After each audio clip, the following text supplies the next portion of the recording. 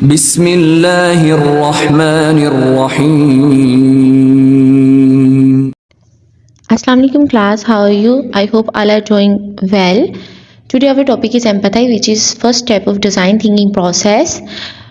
First of all, we need to learn what is design thinking.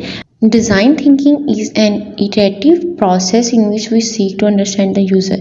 इसमें iterative process का मतलब है तकरारी अमल। इसमें हम अंडरस्टैंड द यूज़र करेंगे, चैलेंज असम्पशन करेंगे और रीडिफाइन प्रॉब्लम करेंगे।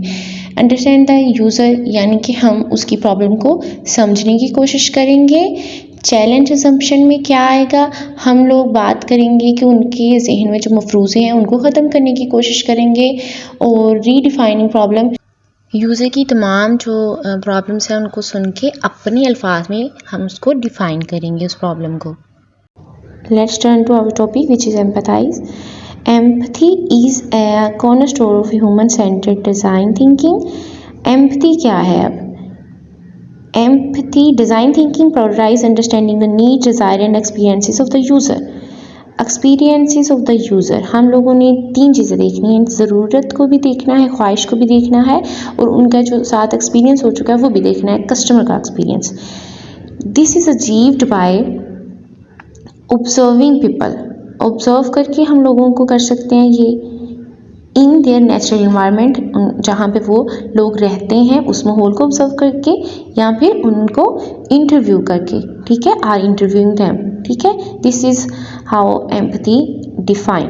अब जो एम्पैथी है जी, वो जो डिज़ाइन थिंकिंग है उसका मेन फोकस है, इसके इर्द गिर्द बाकी चीज़ें घूमेंगी। एम्पैथी फर्स्ट स्टेप है, इसलिए इसके इर्द गिर्द बाकी सारी चीज़ें जो हैं डिज़ाइन थिंकिंग में स्टेप वाइज आती हैं वो चीज़ें घूमेंगी। एम्पैथी में हम क्या करते हैं, हम देखते हैं कस्टमर का वर्ल्ड कैसा है, यानी वो जिस दुनिया में रह रहा है उसको कैसे देखता है, कैसे उसमें रहता है, ठीक है।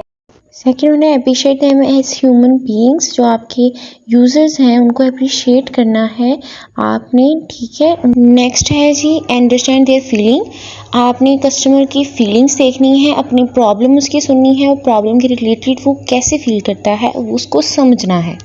फोर्थ वन यहाँ पे जो लिखा है कम्युनिकेट योर अंडरस्टैंडिंग, सारी प्रॉब्लम्स को, सारी उसकी फीलिंग्स जान के आपने क्या करना है, जो चीज़ें आपको समझ आई हैं उसके अकॉर्डिंग आपने अब उससे बातचीत करनी है। किससे बात करनी है? यूज़र से या फिर कस्टमर से, ठीक है।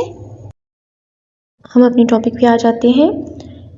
Empathy is a cornerstone of human centred design thinking. Cornerstone अब क्या है? संगे बुनियाद है, यानी मेन थिंग है डिज़ाइन थिंकिंग की। Observing people what they do, वो क्या करते हैं, हाउ दे लिव, कैसे रहते हैं, एंड देयर स्टोरीज, और उनकी कहानियाँ क्या है, इस क्रूशियल इम्पोर्टेंट है to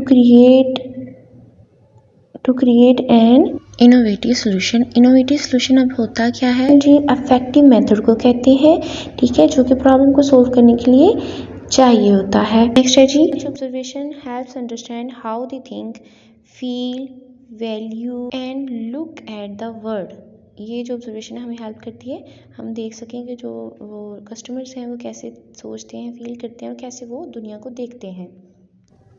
most importantly empathy include a degree of engagement with people. Obviously जब हम लोगों के साथ बातचीत करते हैं, ठीक है, उनकी हमदर्दी गेन करते हैं तो हम खुद को उनके साथ एंगेज ही कर रहे होते हैं, ठीक है। It can be conversation of or a step by step understanding of how things are done. ये कन्वर्सेशन भी हो सकती है दो लोगों के दरमियान, या स्टेप बाय स्टेप अंडरस्टैंडिंग हो सकती है कि कैसे जो चीज़ें हैं वो हुई हैं, यानी कि जो प्रॉब्लम अगर हुई है वो कैसे हुई है, उसका बैकग्राउंड क्या था, हम स्टेप बाय स्टेप अपने कस्टमर से जानते हैं। The first step in the design process also refer to as discovery involves the same initial effort required for any new business challenge। कोई भी नया बिजनेस जब हम स्टार्ट करते हैं तो उसमें जो एफर्ट्स लगती हैं वो हमारे लिए काफ़ी चैलेंजिंग होती हैं, ओके। सेम इसी तरह डिज़ाइन थिंकिंग में जो पहला हमारा स्टेप होगा, इनिशियल स्टेप होगा, वो होगा डिस्कवरी, ठीक है, जो कि हमारे लिए काफ़ी चैलेंजिंग होगा न्यू बिज़नेस स्टार्ट करने के लिए, जिसमें शामिल है identifying and emphasising with target user and there needs. क्योंकि हम क्या करते हैं, आइडेंटिफाई करते हैं उन यूज़र्स को और उनकी नीड्स को जिनके साथ हम अपना बिजनेस करना चाह रहे होते हैं, यानी कि हम प्रोडक्ट जिन लोगों को बेचना चाह रहे होते हैं। This effect to deeply understand your users includes activities like market research, UX research, conducting user interviews, and finally bringing together all the information you have to discover so that it contributes to and improves your design thinking. अब basically हम इस चीज़ को जो हमारे customer हैं उनको target करने के लिए, उनकी नीड्स को देखने के लिए, उनको टारगेट करने के लिए हम क्या करते हैं, डिफरेंट किस्म की रिसर्चेस करते हैं, जिनमें मार्केट रिसर्च आ सकती है, यूएक्स रिसर्च आ सकती है, ठीक है, इंटरव्यूज़ को कंडक्ट करवाते हैं, ठीक है, लोगों के साथ। इस चीज़ से क्या होता है कि हम जो सारी इन्फॉर्मेशन है उसको फिर कलेक्ट करते हैं, ठीक है, और उसको अपनी डिज़ाइन थिंकिंग को इम्प्रूव करने के लिए इस्तेमाल करते हैं। This step takes longer when you are designing a brand new product or if your design project is complex.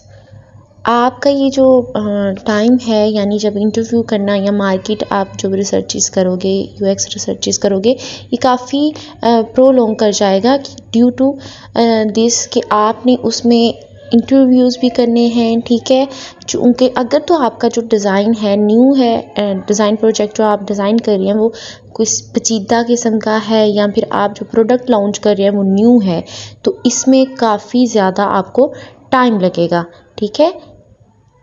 वो कोई एप्लीकेशन हो सकती है, कोई वेबसाइट हो सकती है, वो कुछ भी हो सकता है। Because the amount of user research you would need to fully empathise with your end user is greater. चूँकि आपका जो है न्यू प्रोडक्ट है या न्यू बिज़नेस आप एस्टेब्लिश करने चाह रहे हैं, तो काफ़ी ज़्यादा रिसर्च करनी पड़ेगी, काफ़ी ज़्यादा लोगों से मीटअप करना पड़ेगा, ठीक है, उनकी एम्पैथी गेन करनी पड़ेगी, तो ये प्रोसेस काफ़ी लंबा हो जाएगा, ठीक है। जब तक आप एंड यूज़र तक पहुंचेंगे तब तक काफ़ी ये प्रोलॉन्ग कर जाएगा आपका जो है डिस्कवरी वाला प्रोसेस।